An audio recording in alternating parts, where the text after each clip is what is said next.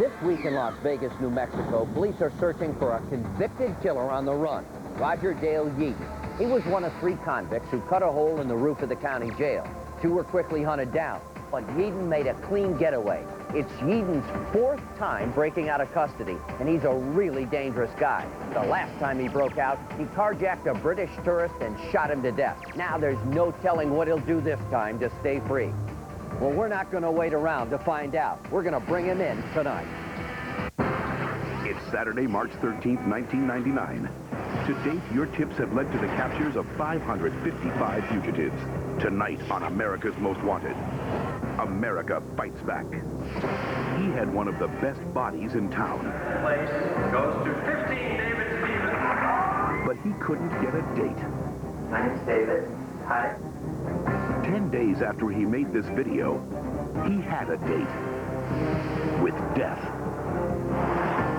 Now, will the lipstick next to his bed lead you to his secret lover or his killer? Also tonight, the case they thought we'd never solve. The triple murder at a Starbucks in the nation's capital. Now, in an exclusive interview, hear from the mystery witness who broke the case wide open. And the news came on, and it was about the Starbucks murders. And he told me, hey, I know who did that, and so do you. Florida inmates give new meaning to the word sing sing. So, you teach us. So good. Tonight, you'll find out why these prison Pavarottis are trying to become stars behind bars. Because tonight, America's Most Wanted is where America fights back. Now, from our crime center in Washington, D.C., John Walsh. Good evening. We brought you an urgent case just a few weeks ago. We needed to stop a dangerous predator. A man who cops say has been forcing his perverted and twisted acts on juvenile girls for years. And it took just 10 minutes for you to make the call we needed. He played a sinister game of seduction and control. I think he was a filthy, disgusting man. Fueled by an obsession with pretty young girls. I think if I saw him, I'd probably go to jail. Just because he's just horrible, crazy, disgusting, old, perverted man. His name is Martin Allen Johnson, and for years he's targeted underage girls around Portland, Oregon, luring them into his own sick world with promises of free booze, drugs, lingerie, and expensive gifts. To his victims, it seemed like innocent fun. We'd ask him for money, he'd give it to us, you know. Ask him to go buy us cigarettes or food and take us out to dinner, and like he would. It was just, but we didn't, I don't know, we didn't really think nothing of it. They should have. What they didn't know was their friend Marty had secretly cataloged the names and intimate details of more than 150 young girls. He drugged and sexually assaulted some. Police say it gets much worse. 15-year-old Heather Frazier had befriended Marty Johnson outside an underage club in Portland. But one night in February 1998, Heather didn't come home. The last time her friend saw her alive, she was with Marty. She'd gone with him a million times, but that night, he didn't want her to go. 2 weeks later, Heather's body washed up on the Oregon coastline. Police soon singled out Marty Johnson as their prime suspect. And when they searched his room, they found evidence of his twisted obsession. There were thousands of photographs of young girls in pornographic, suggestive poses. They also found hundreds of hours of secretly taped conversations. Well, I want a girl I can talk to. I don't want a girl I can just, you know, get drunk and then kick her out of bed in the morning. I don't want that. But the crucial piece of evidence was in Marty Johnson's car, blood. And according to the DNA testing, it was Heather's blood. Perfect. The cops were ready to close in on Marty Johnson, but fled the state before they could arrest him. That was last year. Call us at 1-800-CRIME-TV. When we told you about Marty Johnson, it only took minutes for our first tipster to call from Central Florida. As soon as it brought up his picture, I knew exactly who he was right there. There's too many coincidences. The guy looked exactly like him. I knew that he hung out with younger women. He dated a lot, ladies' man. So then I picked up the phone, gave America's Most Wanted a call, told them, hey, I know exactly where your guy Johnson's living at. He's at my buddy's house, Ontario, down in Kissimmee. Bo woke me up and he says, are you alone? Can you talk? Nobody listening? I just saw your roommate on America's Most Wanted. His picture came on. What's his last name? And I said, it was Johnson. He was like, that's him, turn it on. Marshals confirmed that it was Johnson. He had moved to Kissimmee, Florida, and was living in this trailer. Law enforcement was able to surround the property, move in, and search the premises. When they found Johnson, he was in no position to run. We went directly to the bathroom, and Mr. Johnson was literally caught with his pants down in the bathroom. Let's go. Did you kill anybody in Portland? Marty Johnson went from on the can to in the can. There's a lesson in that story for every teenage girl. By the way, that was a great job on that capture. Now, on to our first case.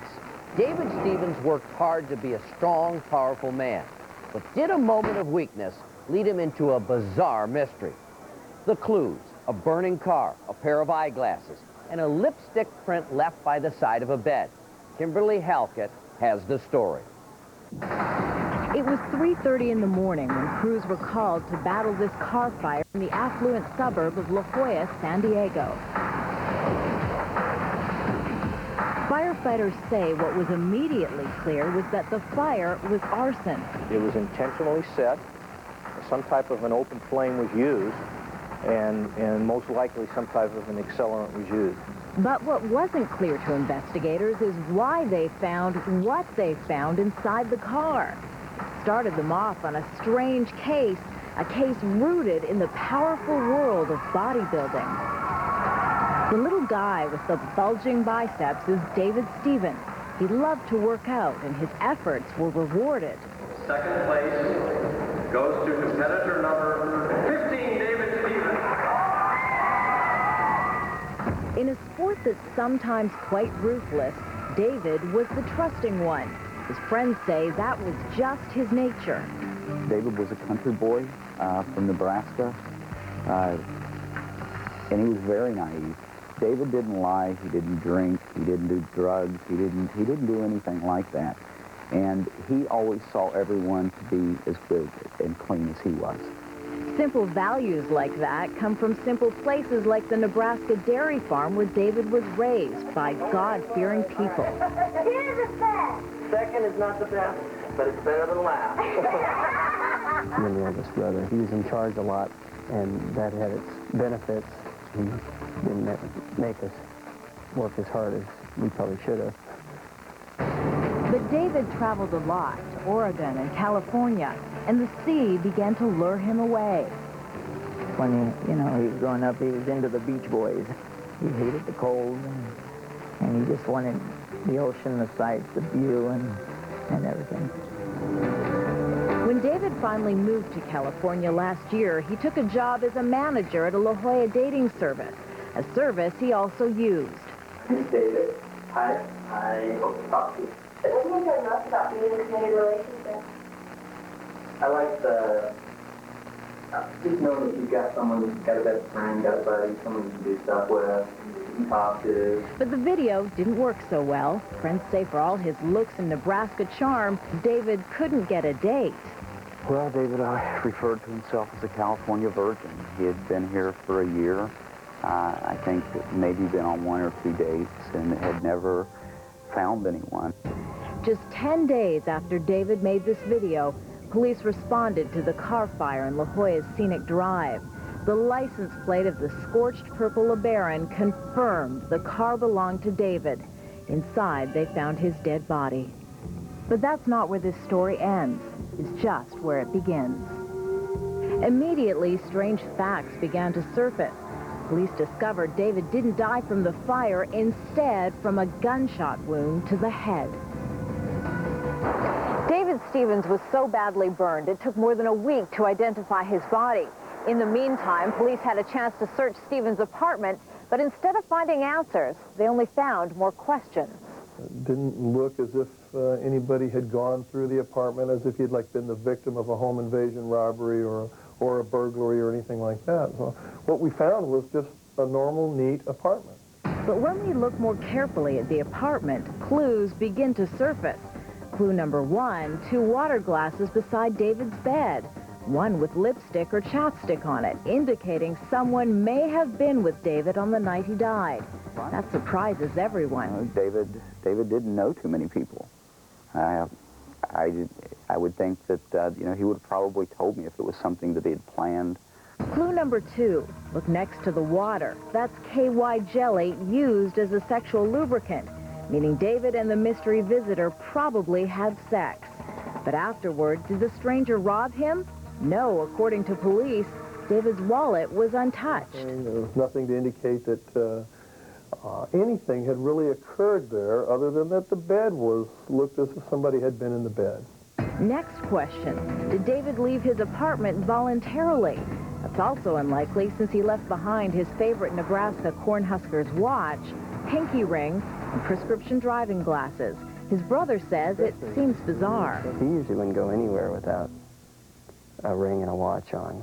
His brother also finds the location David was found, the passenger seat, very strange. He suffered from motion sickness, and he was never comfortable in a car unless he was driving.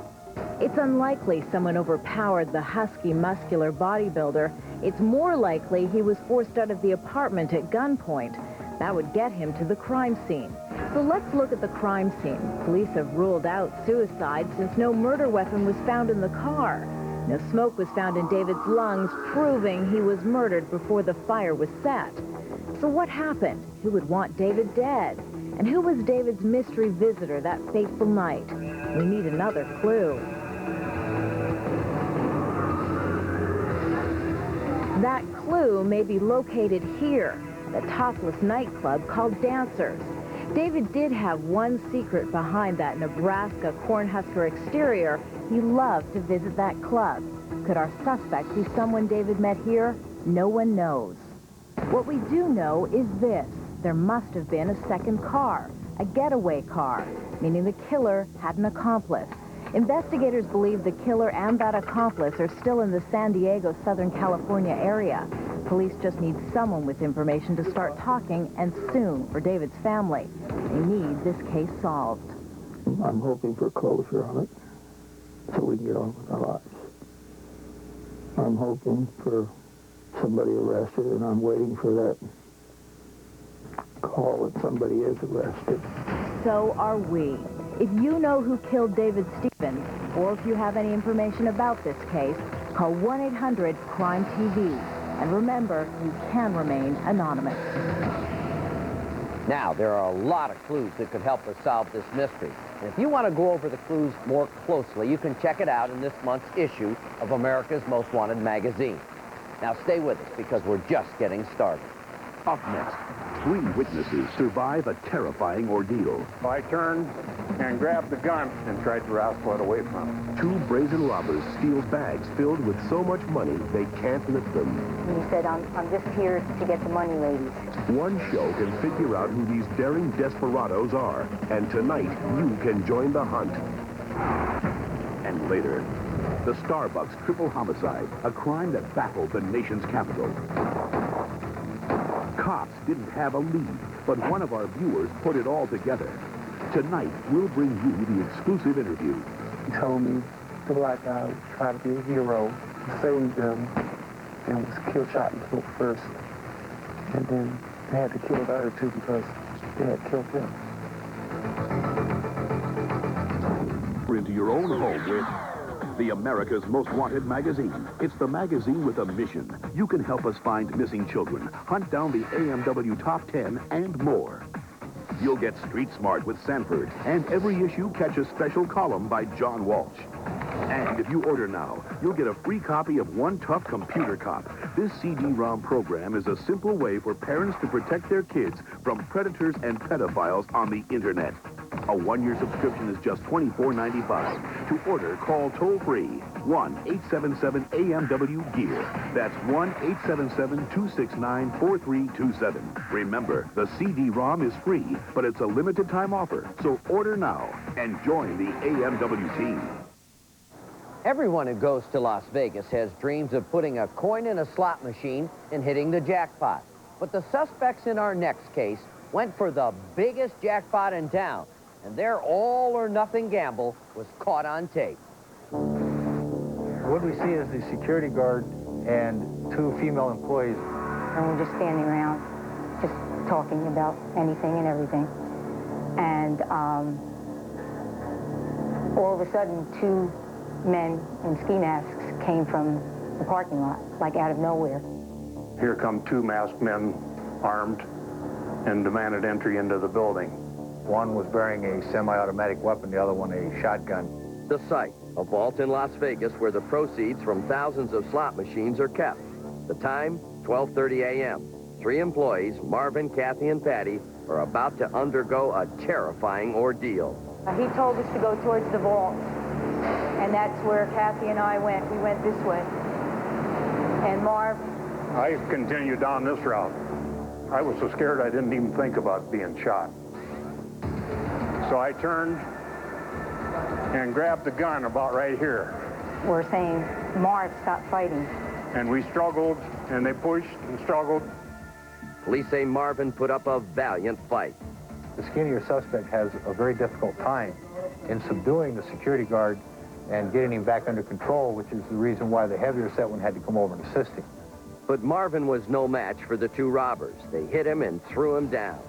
They told me to get up, and I refused to. So they just grabbed me and drugged me into the hard count. The hard count. That's where the coins are kept.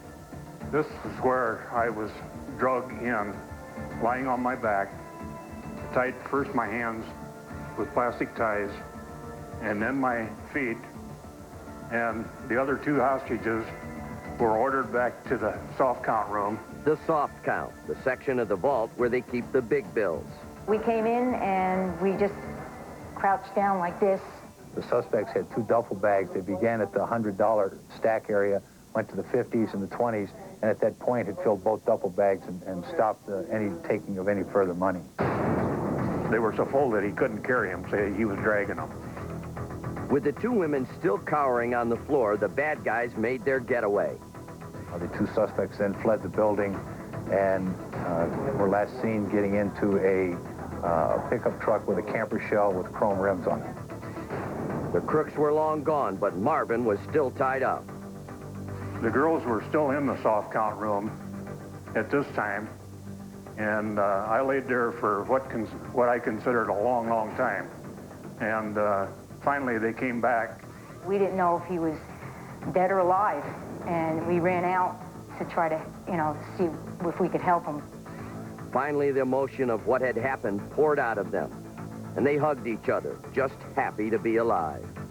I think that they should be sentenced to life without possibility of parole and never let out in the street again, so they can't do it again.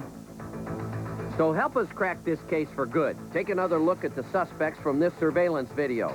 If you know anything about this daring heist, please call our hotline at 1-800-CRIME-TV. Now, the cops on that case got some great information from an anonymous tipster when we first aired that story.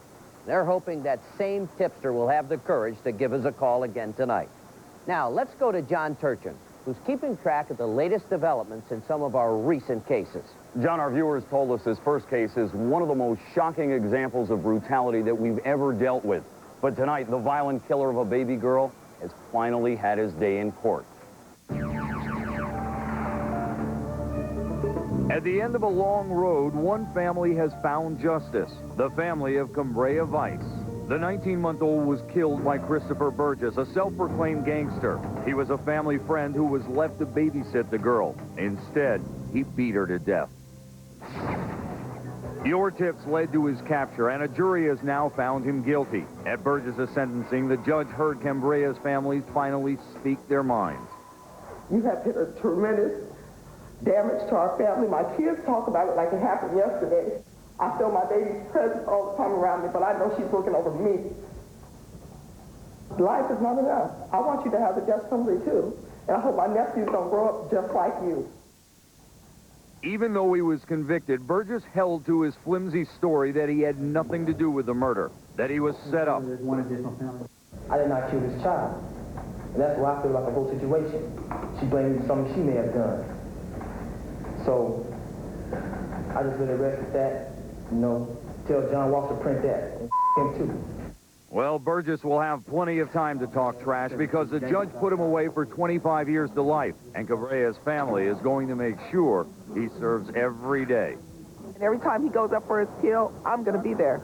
I'm going to be there, and they're going to hear me out, and I hope they knock him down every time he goes for his appeal. Meanwhile, we've had a possible sighting of Hazel Head. She's charged with last September's murder of her live-in boyfriend in Benton, Louisiana.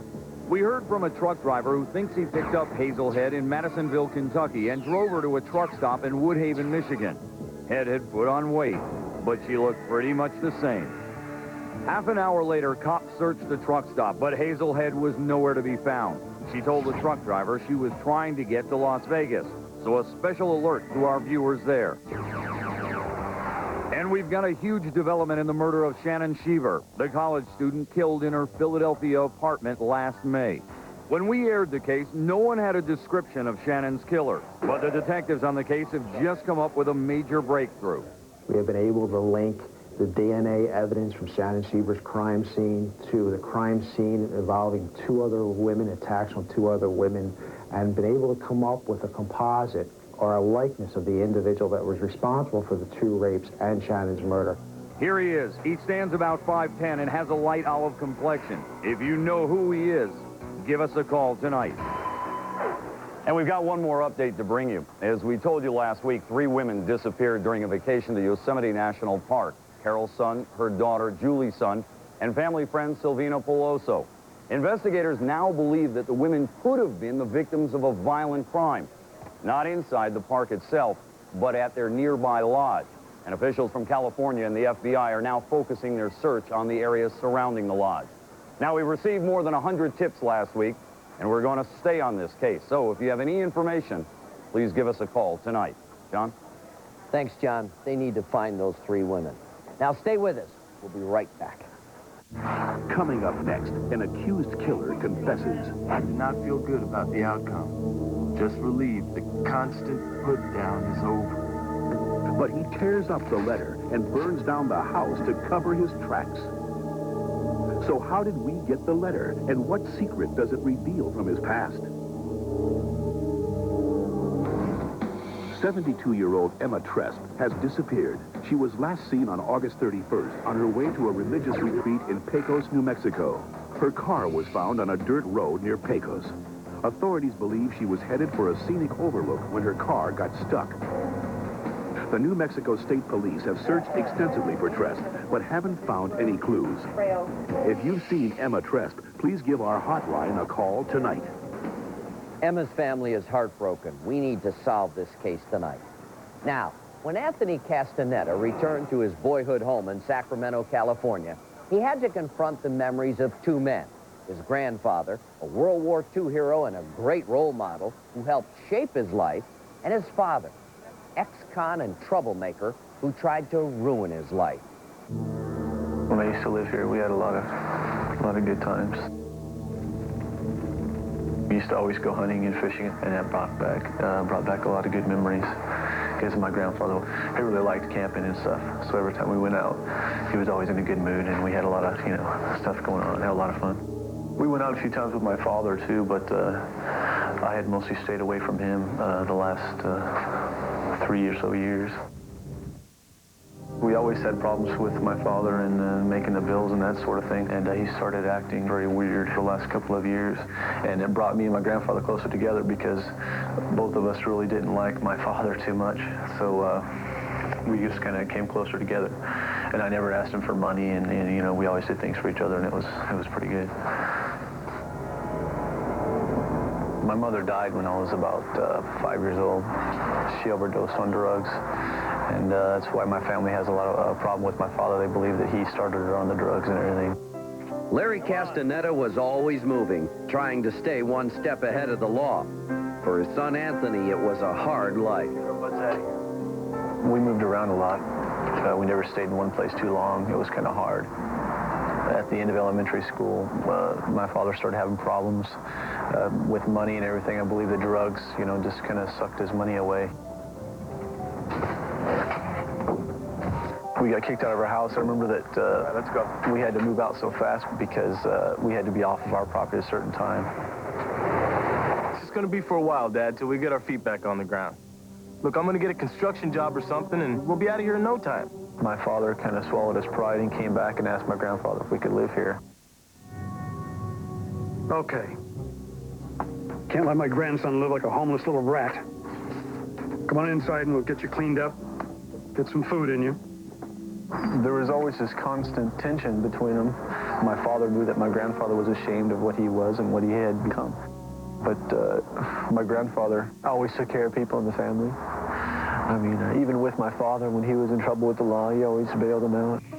A repeat offender, Castaneda had been in trouble since 1978.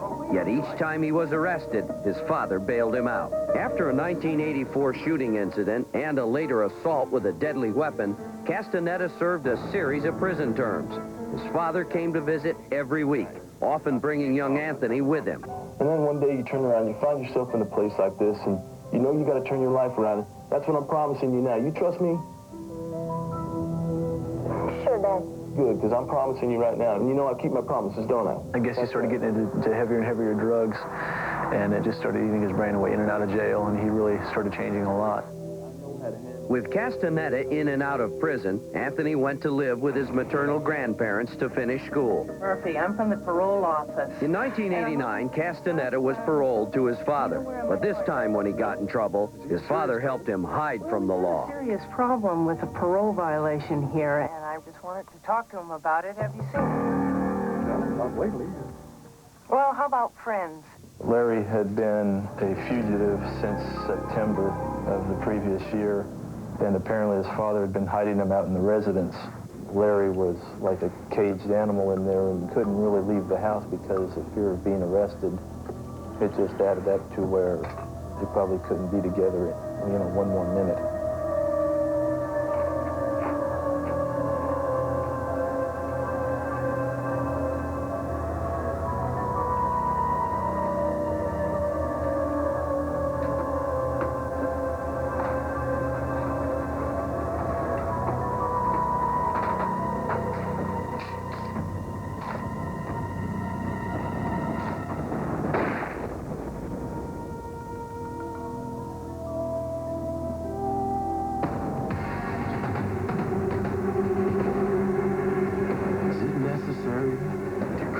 And humiliate me to everyone that important? I do not feel good about the outcome. Just relieved the constant put-down is over. All will blame me and point the negative finger. They already do. Most with help from my father. I'm babbling, I know. I asked no respect, but needed no more disrespect. I found no peace here on earth. I'll find peace now. I'm well prepared for hell.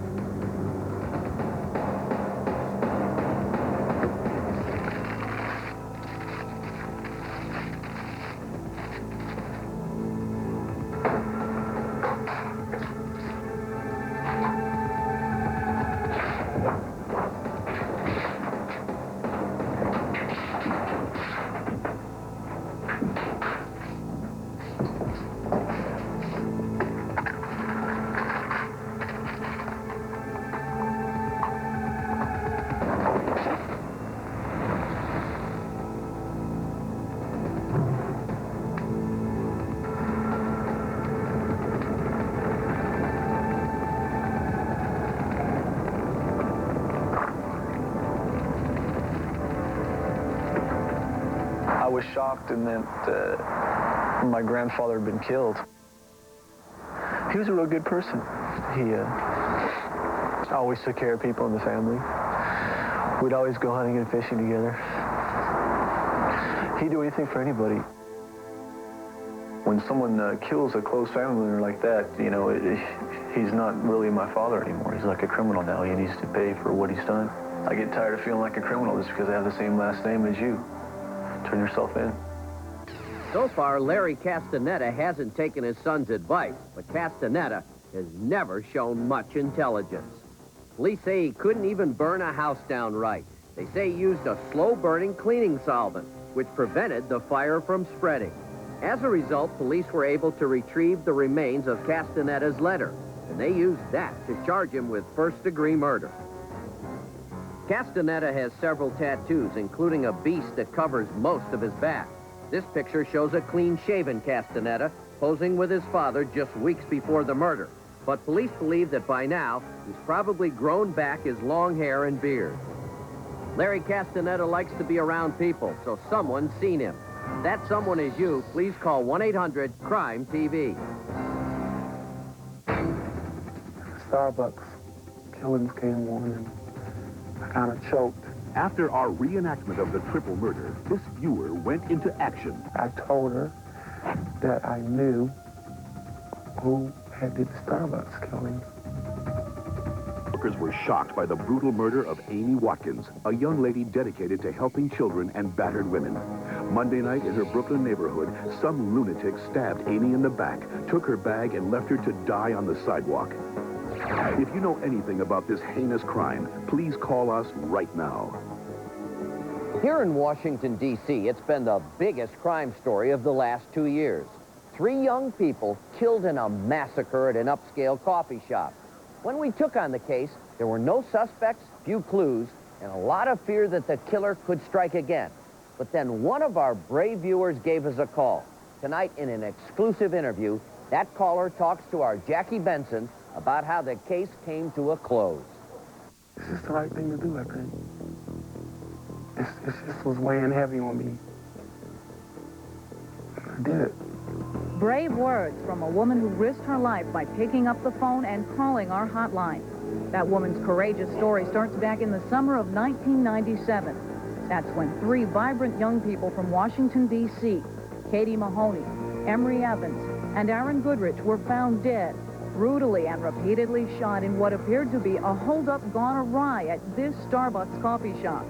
3 days later, our tipster, who we'll call Pam, learned something from a friend that would change her life forever. Break into my apartment, and the news came on. Our top story tonight. And it was about the Starbucks murders.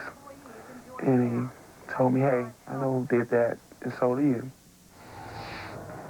And he told me that the white girl either refused to open the safe or she couldn't open the safe. And that the black guy, which would be Emery, tried to be a hero and saved them and was shot and killed first. And then they had to kill the other 2 because they had killed him. By this time, I'm shocked, but I believe him. Pam assumed the man telling her this information was the killer, so she kept her mouth shut, afraid for her life. Where Pam lives, bad things happen all around, and informants have a short lifespan. So she kept the information stored away for a whole year. Meanwhile, Washington police and the FBI worked the case. Washington, D.C. Detective Anthony Patterson was the first investigator on the scene. For the past year and a half, he and his team have worked tirelessly to solve this case. You just kind of live this case, you know, 24/7, 365. You know, I would say, you know, an average week just on this case is probably 65 to 70 hours. I think at one point we were up to in excess of 30 plus leads that we had to follow up on. But the big break would come when America's Most Wanted highlighted the case. Cops came to our studio hoping for a break. John Walsh pleaded for someone to come forward. Pam and her mother heard his plea. We were just watching it, and the Starbucks killings came on, and I kind of choked. And I told her that I knew who had did the Starbucks killings.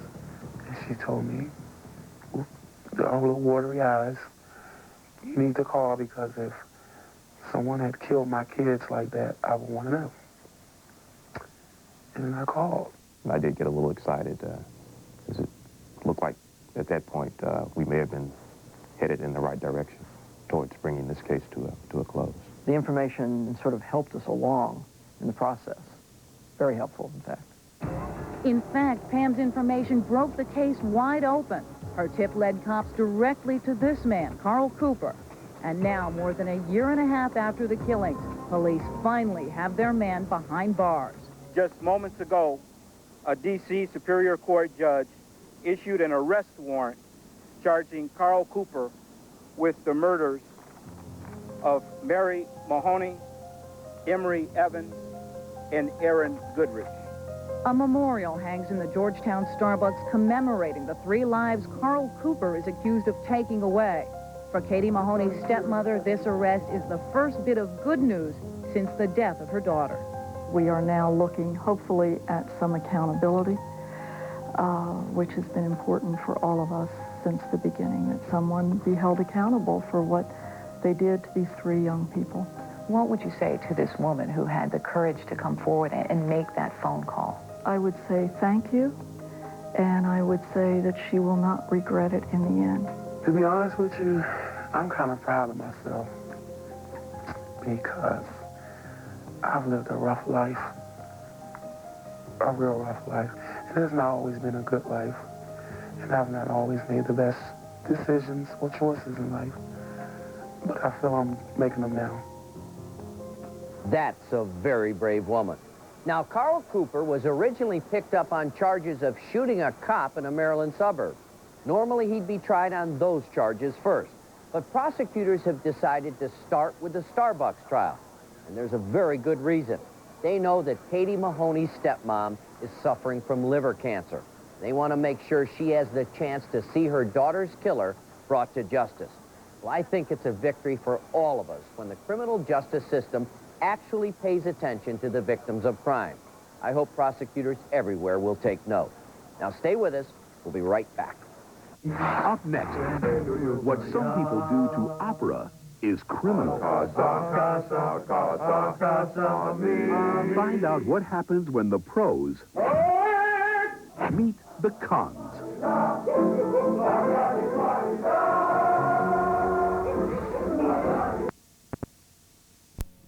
On July 15th, 1997. His truck turned up in San Antonio, but there's no sign at door. Call if you can help.